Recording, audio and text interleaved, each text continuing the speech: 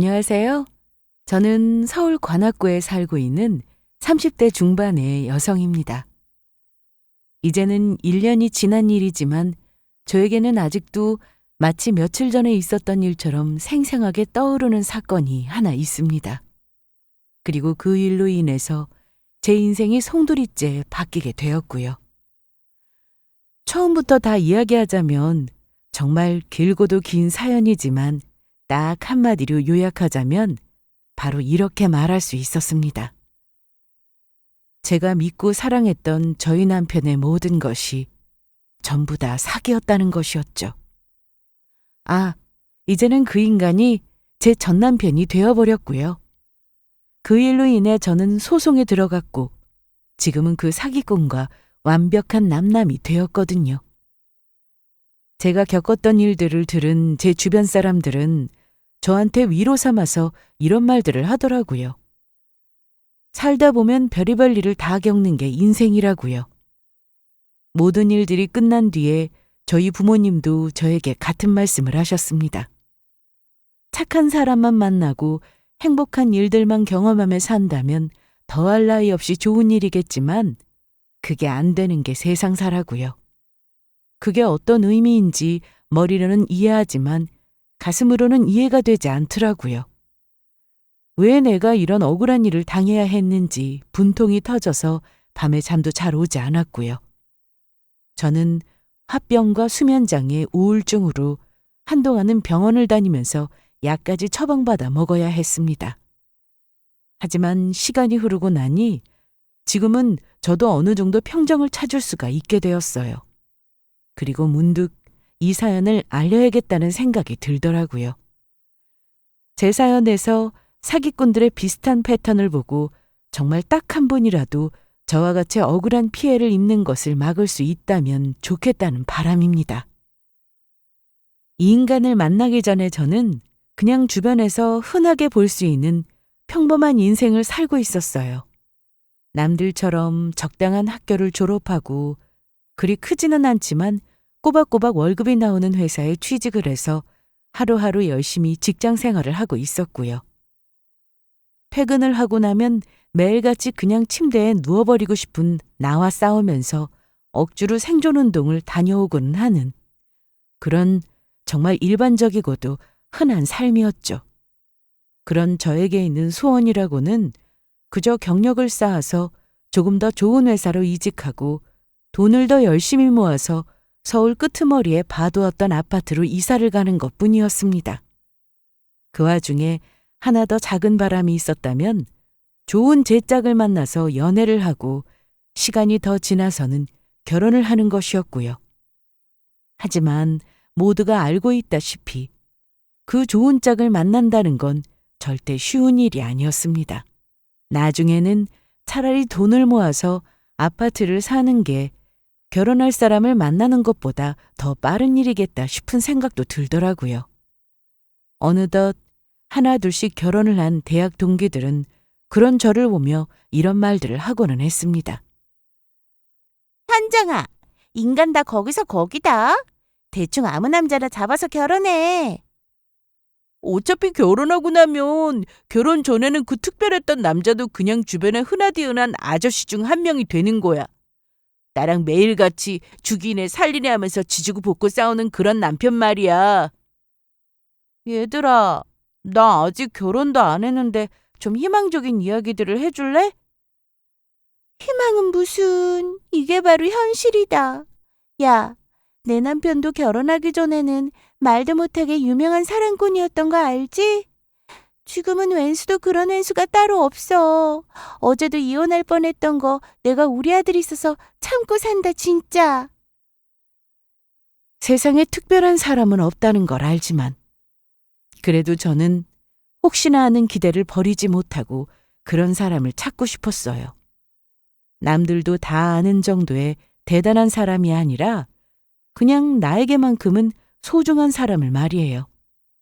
세상 사람들 다 거기서 거기라고들 하지만 그래도 나이가 들었으니까 대충 별다른 하자가 없이 괜찮아 보이니까 하면서 치르는 결혼을 하고 싶지는 않았습니다. 조바심에 그렇게 결혼했다가 만약 이혼이라도 하게 된다면 제 인생에서 그것보다 더 후회하게 될 일은 없을 것 같았거든요. 2년 전 마지막 연애를 했었던 전 남자친구와도 비슷한 문제로 헤어졌었어요. 연애를 지속하면 할수록 분명히 성격적인 부분이라든지 생활 패턴이라든지 같이 산다면 문제가 생길 것 같은 부분이 많아 보였었거든요. 그런데도 전 남자친구는 그걸 다 눈 맞고 귀 맞고 하면서 어쨌든 우리는 잘 살 거다라는 막연한 확신으로 결혼을 밀어붙이더라고요. 지금 생각해봐도 말도 안 되는 소리였죠. 결혼하고 나면 생각지도 못하게 안 맞는 부분이 생겨서 이혼을 한다는데 결혼하기 전부터 이미 결과가 보이는 길을 굳이 왜 가려고 하겠어요? 아무튼 저는 혹시라도 저와 잘 맞는 저만의 반쪽을 찾을 수 있을지도 모른다는 기대를 버리지 않고 있었습니다. 그리고 만약에 그런 사람이 없다면 그때는 그냥 결혼이 제 운명이 아닌 거라고 생각하기로 했고요. 그러던 어느 날 저는 알고 지내던 지인으로부터 소개팅 하나를 받게 되었습니다. 예전에 대학원을 다닐 때 같이 수업을 들으며 알게 되었던 다른 과 언니였어요. 그냥 평소처럼 안부 연락을 주고받고 있었는데 제가 아직도 남자친구가 없다는 말에 소개를 받지 않겠냐고 하더라고요. 그렇게 나가게 된 자리였어요. 반갑습니다. 김태진이라고 합니다. 안녕하세요. 저는 조현정이에요.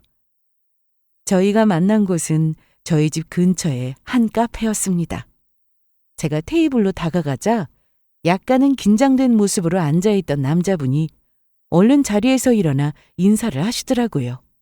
키도 크시고 얼굴도 호감형으로 생긴 분이셨어요.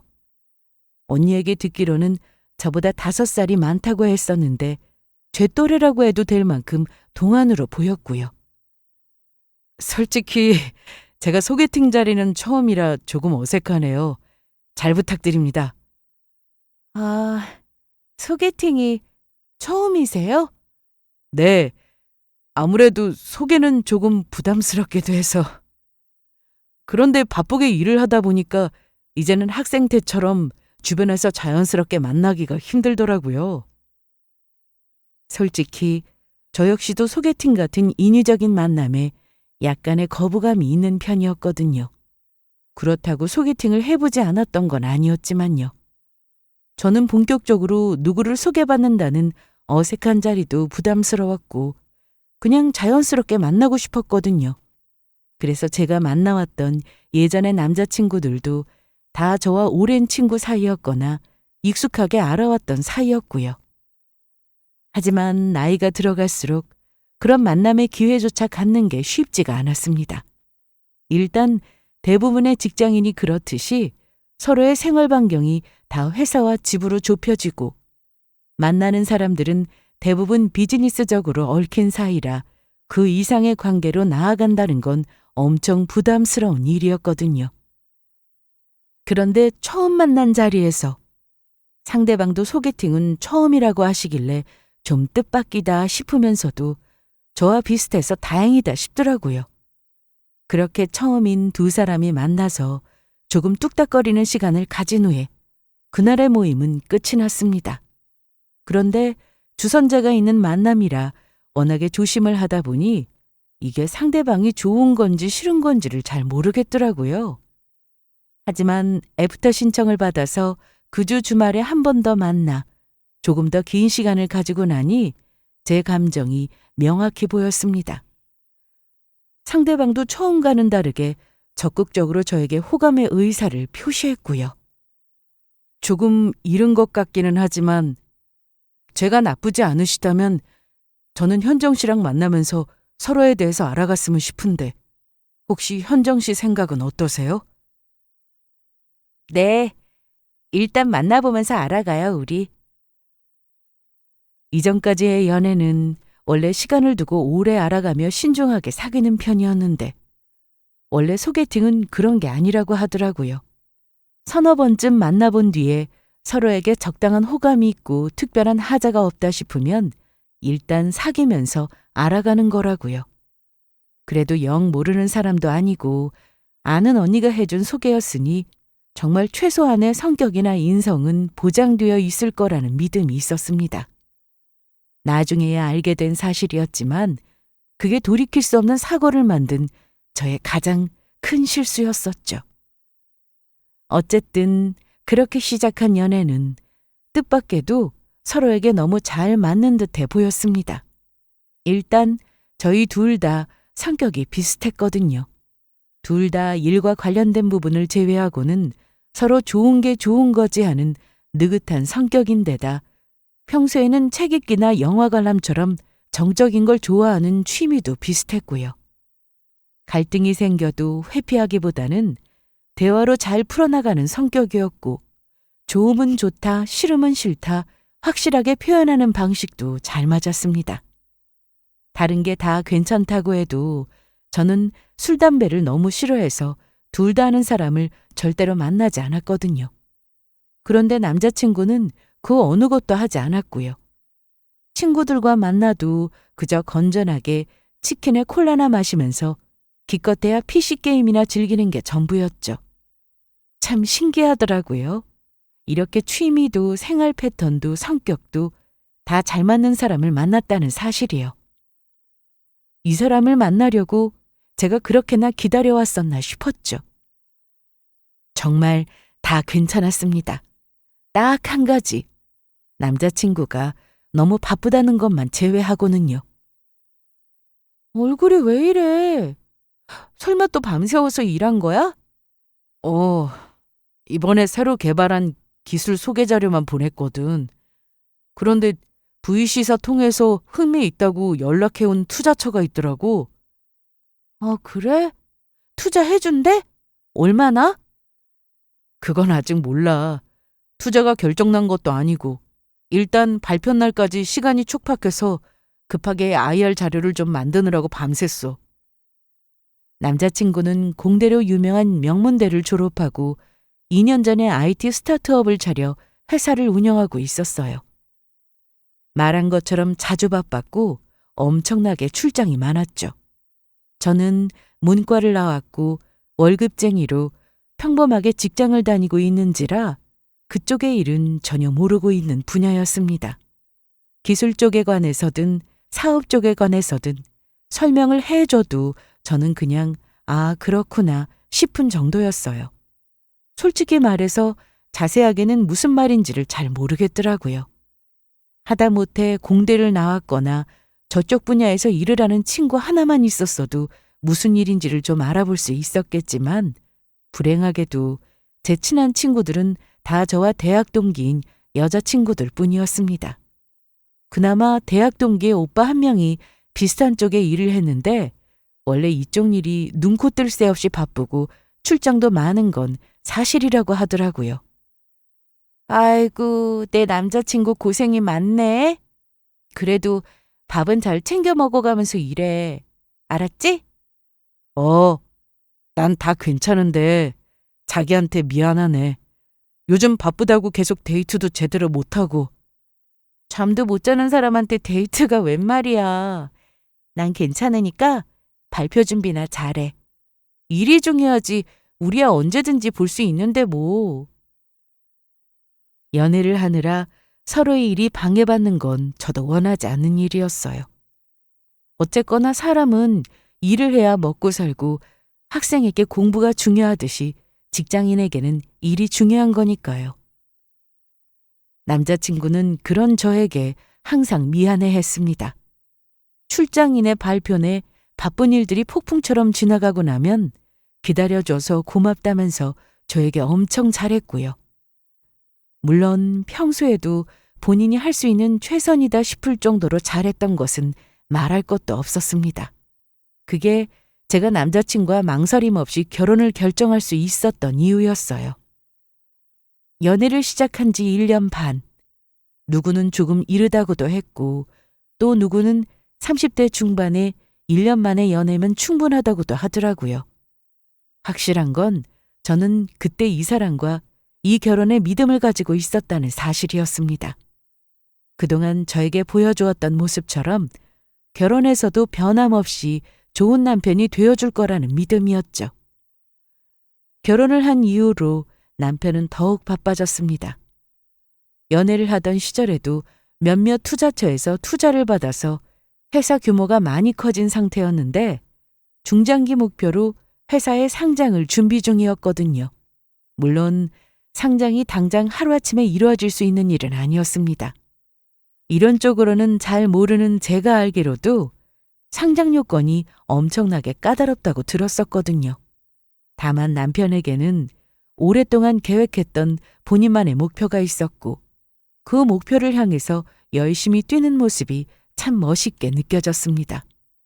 남편의 친한 친구들도 그 사람의 이런 모습에 대해서 자주 칭찬했고요. 재수 씨, 솔직히 저는 태진이 이 자식 결혼 못할 줄 알았습니다. 네? 왜요? 혹시 제가 모르는 무슨 단점이라도 있어요? 야, 너 또 무슨 이상한 소리를 하려고. 저희가 결혼식을 올린 지 얼마 되지 않았을 때 부부 동반 모임으로 남편의 친한 친구들을 초대해서 식사 자리를 가졌던 적이 있었거든요. 그때 들었던 이야기가 참 인상적이었어요. 재수 씨도 알다시피 태진이가 워낙에 일 중독이잖아요. 술도 안 하지, 담배도 안 하지. 하루 종일 하는 거라고는 일. 여자친구 입장에서는 얼마나 재미없어요? 그래서 태진이가 예전에 만나던 사람들한테도 그 문제로 항상 차였었거든요. 나보다 일이 더 중요하냐고 하면서요. 그런데 솔직히 말해서 남자들이 일이 중요하잖아요? 원하는 대로 데이트만 하다가 돈이라도 못 벌어와 봐요. 아마 그 자리에서 차였을걸? 야, 갑자기 옛날 이야기는 왜 꺼내? 쓸데없는 소리들 하지 말고 밥이나 먹어. 옛날 여자친구들 이야기가 나오자 기겁한 남편이 친구들의 입을 막았지만 중요한 이야기는 이미 다 나온 이후였죠. 아니, 친구로서도 재수 씨한테 너무 고맙다는 이야기지. 이렇게 노총각으로 늙어 죽을 뻔한 우리 태진이 구제도 해주시고 일한답시고 매일 바빠도 다 이해해주시고 진짜 이런 분 없다. 네가 평생 모시고 살아. 그러면서 덧붙이는 말이 바쁜 것만 이해해주면 싸울 일이 없을 거라고 하더라고요. 물론 굳이 덧붙이지 않아도 저희는 그럴 일이 없었습니다. 애초에 결혼하기 전에도 서로가 하는 일에는 간섭하지 않기로 했고 서로의 커리어를 잘 응원해주기로 약속했거든요. 단지 그날의 모임으로 저는 다시 한번 새삼스러운 결심을 하게 된 것뿐이었죠. 그리고 그 시점으로부터 1년이 지난 지금까지도 저희 부부에게는 아무런 트러블이 없었습니다. 비록 여전히 바쁘기는 했지만 그 사람은 여전히 저에게 좋은 남편이었거든요. 당신은 딸 낳고 싶어? 아들 낳고 싶어? 나?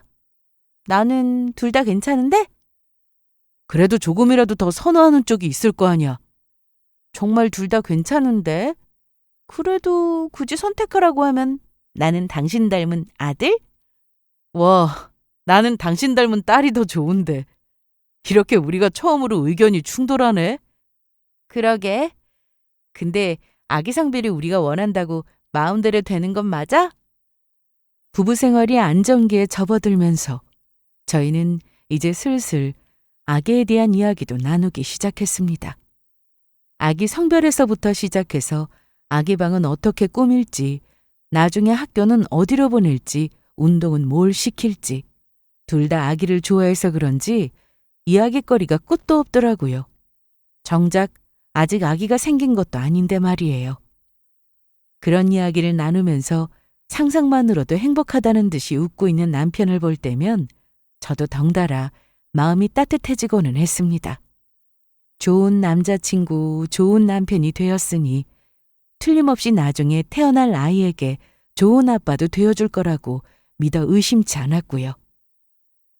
그러던 어느 날 남편은 여느 때처럼 출장을 가게 되었습니다. 다만 다른 점이 있었다면 이번에는 미국 출장으로 비교적 오랜 시간 집을 떠나 있게 되었다는 것이었어요. 일정은 거진 3주 가까이 이어졌는데 결혼하고 나서 이렇게 오랫동안 떨어져 있게 된 것은 처음인지라 벌써부터 서운하더라고요. 빠뜨린 것 없이 다 챙겼어? 여권은? 당연히 그거부터 챙겼지.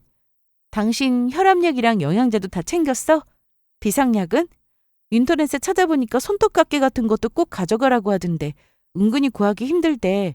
아이고, 다 챙겼으니까 걱정 좀 그만해. 혹시라도 없는 건 대충 어떻게든 빌려 쓰든지 현지에서 사면 돼. 출장 하루 이틀 가보는 것도 아니고. 남편이 출장을 떠나기 2주쯤 전부터 저는 남편 대신 준비물들을 체크하면서 한참 부산을 떨었습니다.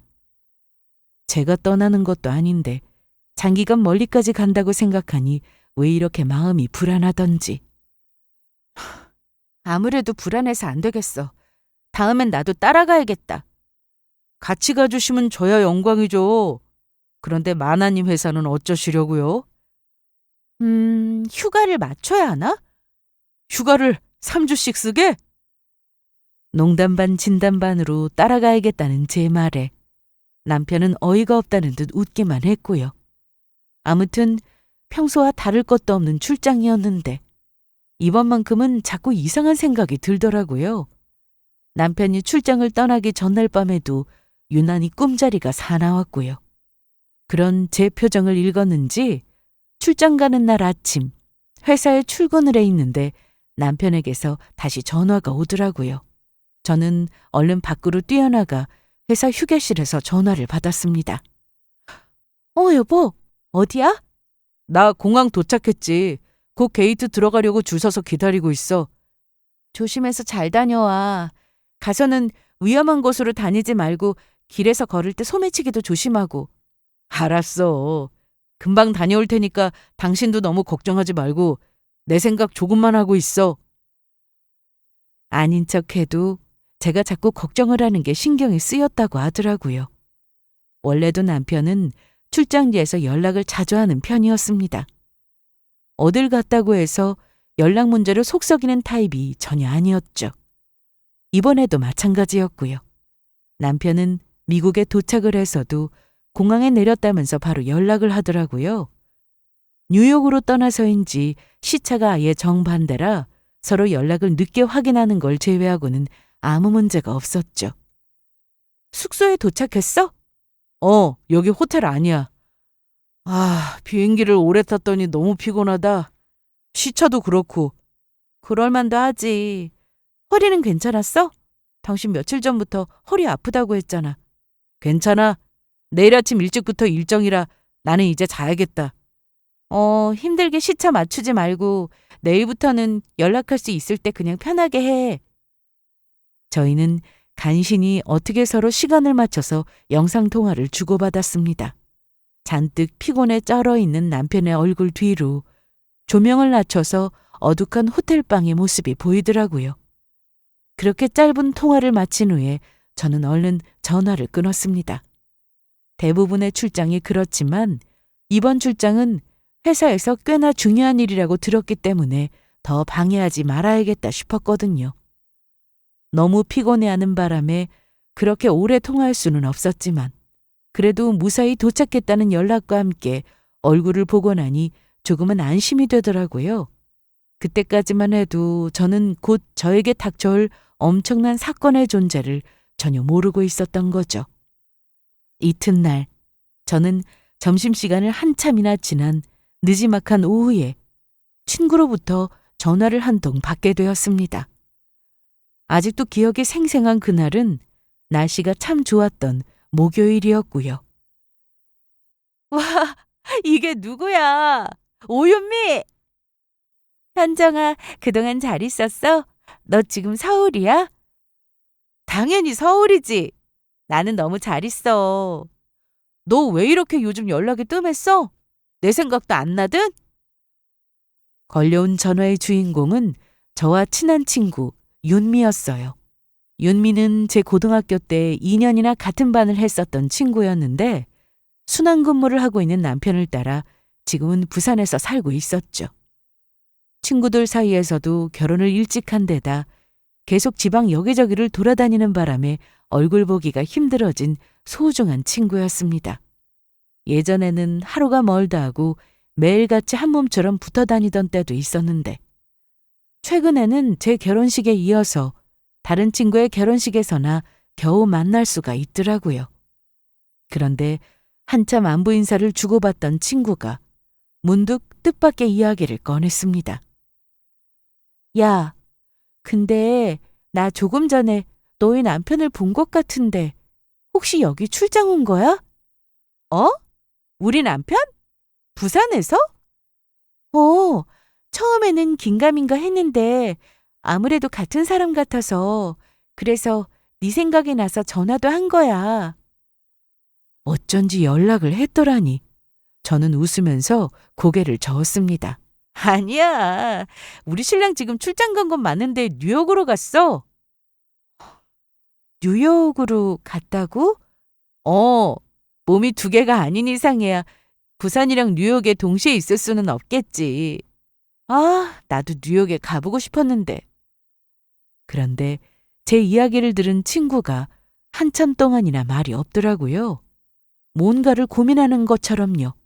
그 어색한 기류에 저는 의아해졌습니다. 친구가 저에게 이렇게 말을 아끼거나 고민을 할 성격이 아니었거든요. 왜 그러냐는 저의 말에도 한참을 머뭇거리던 친구는 이내 한층 조심스런 목소리로 말을 꺼냈습니다. 그게 있잖아. 아무리 봐도 네 남편이 맞는 것 같아. 사실 진영이가 여기 와서 같이 있거든? 진영이 바꿔줄게. 여보세요? 야, 현정아, 나 진영이. 에? 너도 같이 있었어? 부산은 웬일이야? 바꿔준 친구는 역시나 저의 고등학교 동창 중에 한 명이었습니다. 윤미아는 학교를 다닐 때 이렇게 셋이서 단짝처럼 잘 어울리던 사이였고요. 나 여행 왔다가 윤미랑 연락을 하게 돼서 만났지. 아니, 지금 그게 문제가 아니야. 내가 윤미랑 여기 놀러와서 너희 남편 같은 사람을 봤거든? 혼자 봤으면 모르겠는데 둘이서 아무리 봐도 네 남편이 맞는 것 같아서 하는 소리야. 네가 잘못 본 거 아니야? 어제 뉴욕이라고 우리 영상통화도 했다고. 영상통화를 했다고? 잠시만 있어봐. 내가 뭐 하나 보내줄게. 얼마 지나지 않아 제 핸드폰에는 친구들이 보낸 사진 한 장이 도착했습니다. 그리고 그 사진을 열자마자 저는 당황스러움을 감출 수가 없었어요. 사진 속의 그 남자는 아무리 봐도 제 남편이 맞는 것 같았거든요. 다른 사람이라면 몰라도 제가 제 남편을 못 알아볼 리는 없었으니까요. 이게 어떻게 된 거지? 너희 이거 어디서 찍은 거야? 저는 순간 이 상황이 이해가 되지를 않았습니다. 어제까지만 해도 미국에 있다던 남편이 도대체 왜 지금 부산에서 저러고 있는 건지도 이해가 되지 않았고요. 너희 남편 맞지? 그리고 지금 그게 문제가 아니야. 뭐라고? 또 무슨 일이 있는데? 아우, 잠깐만 기다려봐. 내가 다시 보내줄게. 이어서 친구들에게서는 다시 사진 몇 장이 도착했습니다. 명함과 유인물 자료, 그리고 세미나실처럼 보이는 곳에 걸려있는 현수막 등을 촬영한 사진들이었어요. 명함에는 남편의 이름 석자가 적혀 있었습니다. 하지만 그것을 제외하면 그 어느 것도 제가 아는 내용이 없었어요. 강남구 테헤란로. 여기 네 남편 회사 주소 맞아? 아니야. 내 남편 회사는 판교 쪽에 있어. 그래, 아니지? 무슨 IT 쪽 회사라고 했었잖아. 갑자기 웬 투자 회사라고 되어 있길래 더 긴가민가 했지. 처음엔 이직이라도 했나 싶어서. 그 사진 속의 명함에는 무슨 투자 회사 명의로 남편이 부동산 쪽 투자 전문가라고 되어 있더라고요. 핸드폰 번호도 다른 번호였고 회사 주소도 처음 보는 곳이었습니다. 게다가 현수막과 유인물 자료에 나와 있는 내용은 더 기가 막힌 것이었어요. 꼬마 빌딩 투자, 꿈이 아닙니다. 매월 월세 수익 보장 등등. 예전에 우리 신랑이 한 이야기가 있었는데 이런 거 다 사기라고. 사기? 요즘 유행하는 수법이라던데 너도 모르고 있었던 걸 보니까 더 이상하지 않아? 그냥 지나칠 수가 없는 이야기였던 게 진영의 남편은 경찰이었습니다. 요즘 이런 투자 권유 사기 수법이 유행하고 있고 바로 얼마 전에도 남편네 팀에서 검거한 적이 있어서 옆에서 조심하라고 들었던 이야기라고 하더라고요. 그러던 차에 친구 둘이서 마침 저희 남편이 저러고 있는 현장을 목격하게 된 것이었고요. 당황스러워서 할 말을 잃은 저에게 친구들이 조심스럽게 물어왔습니다. 우리가 한번 들어가서 뭐라고 하는지 제대로 들어볼까 하더라고요. 진영이 얼굴은 남편이 알고 있었기 때문에 후드 모자를 뒤집어 쓰고 마스크를 쓴 채로 들어가겠다고 하더라고요. 윤미는 결혼식을 제외하고서는 남편을 본 적도 없었고요. 그리고 제가 뭐라고 말을 하기도 전에 이 두 사람은 이미 세미나실 안쪽으로 들어가 버렸습니다. 그 후로 30분 정도 시간이 더 흘렀을까요? 더 이상 기다리다가는 미쳐버릴 것 같을 때쯤 친구들에게서 동영상 하나가 도착했습니다. 그리고 그 동영상을 튼 순간 저는 경악할 장면에 입을 틀어막고 말았죠. 요즘 예금 적금 들어봐야 은행이자 얼마나 됩니까? 3%? 영혼까지 끌어모아서 많아봐야 4%? 그 큰 목돈을 맡겼는데 내 수중에 돌아오는 돈이 겨우 얼마나 되냐고요. 그래가지고는 말년에 나랑 내 남편 병원비도 제대로 못 댑니다. 아시잖아요. 국민연금도 나중에는 바닥나서 우리가 받을 돈이 없는 거. 그렇긴 하죠. 은행 이자 너무 적더라고요. 그래도 뭐 어디 선뜻 투자하려니까 잘 알지도 못하는데 불안해서요. 당연히 불안하시겠죠. 이해합니다. 불안하신 그 마음 저도 100% 이해하고 있고요. 그래서 불안하지 않게 저희가 하나부터 열까지 투자와 관련한 전체 과정을 하나하나 다 설명을 해드리면서 떠먹여드립니다. 핸드폰으로 몰래 촬영한 영상 속에서는 미친 듯이 호객을 하고 있는 한 남자가 있었습니다. 어찌나 언변이 좋던지 설명에 물 흐르듯이 유창하고 갑작스런 질문에도 하나도 당황하지 않고 막힘이 없는 그 모습이 정말 저라도 깜빡 속아 넘어가겠더라고요. 그 남자는 바로 제 남편이었습니다. 강남에 있는 꼬마 빌딩들 몇십억, 몇백억 한다고 하죠. 그거 돈이 썩어 넘쳐나는 재벌들이나 연예인들이나 사는 거지. 우리 같은 서민이 살 수 있습니까? 원래라면 당연히 불가능한 이야기죠. 하지만 가능한 방법이 있습니다. 어떻게 해요? 지분으로 구매하시는 겁니다. 말하자면 투자를 공동으로 들어가는 겁니다. 요즘 서울에 있는 대부분의 상가 건물들도 다 이렇게 지분식으로 투자해서 수익 보고 있는 거 아시죠? 이것도 아직 모르고 계세요? 아, 이거 어디부터 설명을 드려야 하나? 그런데 지분으로 구매하면 나중에 서류상에 뭐 문제 생기는 거 없을까요? 등기 문제라든가 당연히 100% 무조건 문제가 없는 방식으로만 안전하게 진행됩니다. 문제가 조금이라도 생기는 방법이라면 저희가 회사 이름 걸고 이렇게 안내하지도 못하겠죠. 혹시라도 매물에 문제 생기면 저희도 큰일 납니다.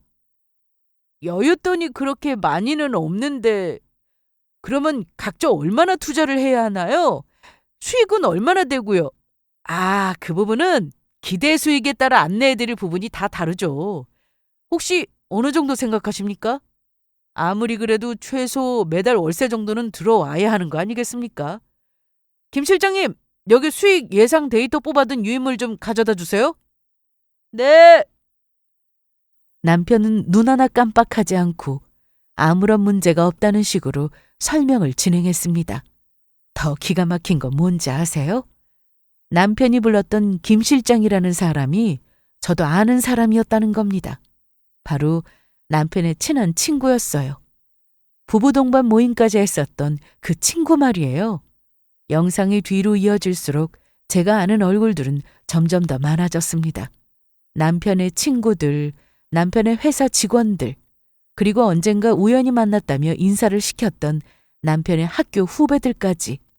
저는 얼굴을 잘 기억하는 편이라 한 번 본 얼굴은 대부분 잊지 않았거든요. 그런데 제가 아는 얼굴들이 거기서 투자회사 직원들이라며 계속해서 등장하고 있으니 진짜 소름이 돋더라고요.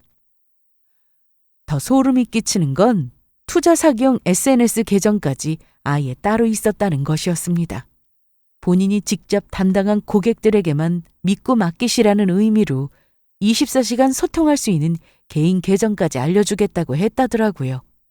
그 계정은 당연히 제가 알고 있는 남편의 SNS 계정과는 다른 것이었습니다.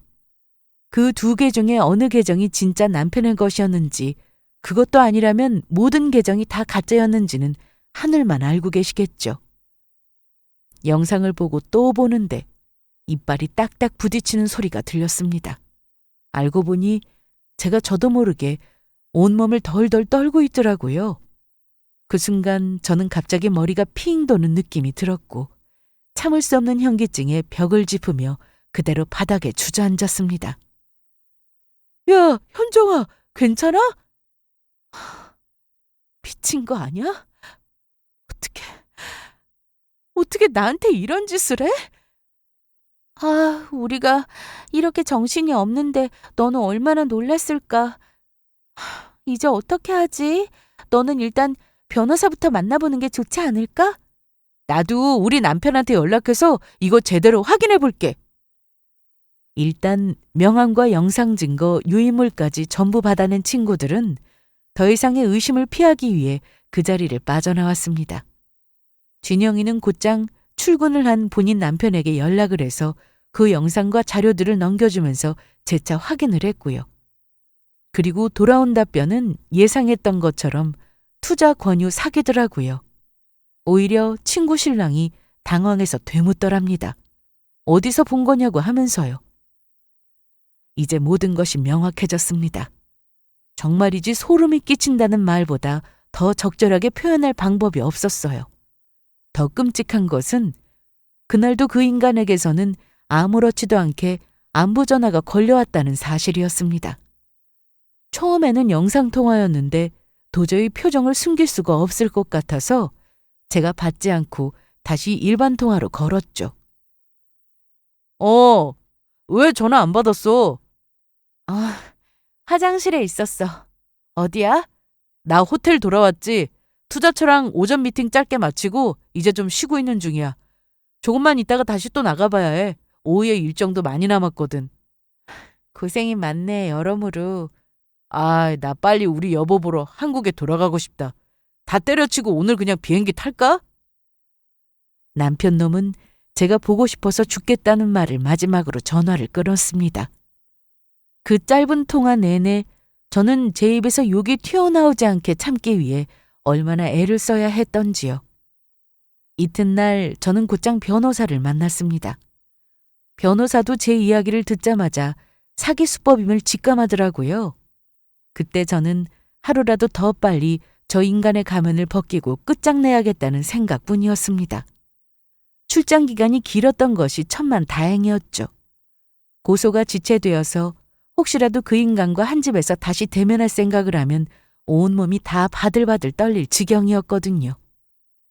일단 증거자료 확보는 잘하셨고요. 남편인 김태진 씨가 결혼을 하기 전부터 의뢰인께 직업과 신분을 속이고 그 밖에 모든 기망행위를 한 사실로 봤을 때 혼인 취소 소송이 가능합니다. 동시에 사기죄로 형사고소와 손해배상 청구를 위한 민사소송을 병행하실 수 있고요. 그리고 저 그 사람 보는 게 너무 끔찍해서요. 고소를 하면 저랑 분리가 되나요? 형사 고소만으로 남편무가 바로 분리가 되는 것은 아닙니다. 가정폭력 같은 위협 상황이 있었던 것은 아니라서요. 대신에 의뢰인께서 별거를 선언하고 일단 임시로 거주지를 옮기는 것이 제일 확실하고 빠른 방법입니다. 저는 변호사에게 요청해서 최대한 빨리 고소장을 접수해 줄 것을 부탁했습니다. 그리고 정확히 나흘 후 고소장이 접수되어 담당 수사관이 배치되었습니다. 그리고 남편놈이 출장지에서 돌아오기 직전쯤 경찰에서 남편에게 출석을 통보했다고 했다더라고요. 남편놈이 변호사를 통해 제 별거 통지서를 받아본 것은 집으로 돌아온 직후였습니다. 저는 그 인간이 집에 돌아오는 시기에 맞춰서 바로 짐을 싸서 밖으로 나가버린 상태였거든요. 난리가 난 것은 당연했습니다. 전화가 수십 통, 수백 통이 걸려오기 시작하더라고요. 정말 공포스러울 지경이었습니다. 당분간 회사에도 장기 휴가를 내놓은 상태였어요. 혹시라도 그 인간이 회사로 찾아와서 마주치게 될까봐 걱정이 되어서요. 결혼 사기에 투자 사기까지 눈 하나 깜짝하지 않고 벌였던 인간이었으니 또 무슨 짓을 어떻게 할지는 아무도 모르는 일이었으니까요. 불행 중 다행히도 저의 도피 생활은 그렇게 길어지지 않았습니다. 그 인간이 도주의 우려가 있다고 판단한 경찰에 의해서 구속수사를 받게 되었거든요. 경찰이 통보했었던 날짜에 출석하지 않고 회피하는 바람에 구속영장까지 나오게 된 것이었죠. 그 이후로는 조사를 받다가 기소가 되어 바로 구치소와 교도소로 이동하게 되었고요. 덕분에 저는 다시 집으로 돌아갈 수 있었습니다. 수사 과정에서 드러난 남편놈의 원래 직업은 투자 사기꾼이었습니다. IT가 어떻고 기술이 어떻고 전부 다 새빨간 거짓말이었죠. 그동안 부지런히 다녔던 출장들은 모두 부산에서 그랬던 것처럼 투자 유치를 위한 설명회 때문이었던 거고요. 그동안 저에게 소개했던 지인들과 회사 직원들도 전부 다 사기꾼들이었습니다. 말하자면 죄다 사기꾼 조직이었던 것이었죠. TV에서 이런 사기 행각들에 대한 소식을 접할 때마다 저는 번번이 그런 생각을 했었습니다. 어떻게 저렇게 뻔한 수법을 까맣게 모르고 속을 수가 있냐고요. 그런데 막상 실제로 제가 당해보니까 알겠더라고요. 실제로 본인이 운영하는 회사까지 보여주면서 사기를 치는데 무슨 방법이 있었을까 하는 생각이요. 결혼 전에도 그랬고 결혼 후에도 저는 남편놈의 회사에 몇 차례나 방문했었습니다. 그때마다 회사는 실제로 멀쩡히 돌아가고 있었고 직원들도 수십 명씩 열심히 일을 하고 있었고요. 제가 불시에 남편의 회사로 찾아가서 확인해보지 않았던 게 잘못이었을까요? 그것도 아니라면 흥신소를 통해서 남편의 뒷조사를 제대로 해보지 않았던 게 죄였을까요? 아니면 애초에 지인의 소개라고 너무 믿고 있었던 게 불찰이었을까요? 고소가 진행되면서 남편을 소개해 주었던 제 지인 역시도 같이 조사를 받게 되었습니다. 나는 정말로 몰랐어. 미안해, 현정아. 정말 몰랐던 거 맞아요? 정말이야. 우리 교회 사람이었어. 교회에 다른 사람들 붙잡고 물어봐도 다 나랑 똑같은 이야기 할 거야. 그냥 교회에서는 정말 괜찮은 사람으로 소문났었거든. 다들 그 인간이 멀쩡하게 사업한다고 알고 있었고. 언니는 미안하다면서 눈물을 펑펑 쏟으며 저에게 거듭 사과를 했습니다. 교회에 알아보니 언니의 말은 사실이었어요. 그 인간의 정체에 대해서 듣더니 하나같이 다들 정말 몰랐다면서 놀라더라고요. 좋은 사람이라고 들었고 실제로도 오랜 시간 동안 그런 척을 해왔었기에 저에게 소개해 준 것이었다고 했고요. 시간이 흐르면서 다른 사기 피해자들에게서도 하나둘씩 고소장이 접수되었습니다. 사기를 친 게 한두 건이 아니더라고요. 결국 그 인간은 여러 가지 죄목으로 유죄 판결을 받게 되었습니다. 제가 걸었던 혼인 취소 소송 역시도 제가 승소한 것으로 판결이 확정났고요. 사람들 다 불러서 결혼식까지 올리고 함께 살았던 사이니 그게 무슨 의미가 있겠나 싶은 생각도 들었습니다. 하지만 어쨌거나 법적으로는 이혼이 아닌 혼인 자체가 애초에 무효였던 것으로 되었다니 그나마 조금이라도 위안이 되더라고요. 유죄 판결이 나기 직전 남편놈은 이런 말을 남겼습니다. 그렇게 수많은 사기를 쳤음에도 저를 사랑했던 것만은 사실이었다고요. 솔직히 믿기지도 않았습니다. 설령 그게 사실이라고 한들 뭐가 달라지는지 되묻고 싶더라고요. 교도소로 들어가서도 그 인간은 저에게 끊임없이 연락을 시도했습니다. 제가 전화를 받지 않자 편지를 보내고 별짓을 다 하더라고요. 결국 저는 변호사를 통해서 모든 연락을 차단하고 마지막으로 한마디를 통보했습니다. 도대체 무슨 할 말이 남았는지 모르겠지만 저는 더 이상 할 말도 들을 말도 없다고요. 그러니 마지막으로 나를 위하는 일을 조금이라도 하고 싶다면 다시는 연락하지 말라고요. 그 이후로 다시는 저에게 연락이 걸려오지 않았습니다. 이제 정말 모든 것이 다 끝난 거죠. 이 모든 일들이 다 지나가고 나니 그동안의 시간들이 내가 꿈이라도 꿨던 걸까 싶은 생각이 들더라고요. 그만큼 허망했어요. 저는 약한 우울증과 심한 불면증, 불안장애로 한동안 정신과 치료를 받아야 했고요. 시간이 조금 더 흐른 지금은 약을 끊고도 생활할 수 있을 만큼 많이 회복이 되었습니다. 하지만 처음에는 정말 정상 생활을 하기가 어려울 정도로 마음이 힘들더라고요.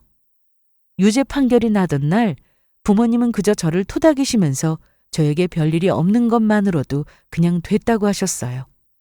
오래 걱정하셨던 부모님께 죄송할 따름이었죠. 여기까지가 저의 사연이었습니다. 그리고 제가 아주 오랫동안 했었던 생각이 있었습니다. 다시 그 인간을 처음 만난 순간으로 돌아가더라도 제가 사기꾼이 작정하고 치는 사기를 피할 수 있었을까 하는 생각이었죠. 아마도 아니라는 생각이 들더라고요. 그래서 누군가가 저처럼 이런 이야기를 해주었다면 아주 약간은 참고가 되었을 수도 있겠다 싶었습니다. 이게 제가 이 사연을 보내게 된 이유였고요. 혹시라도 비슷한 일을 겪으신다면 제 이야기가 조금이라도 도움이 되기를 바라면서 이만 줄이겠습니다. 감사합니다.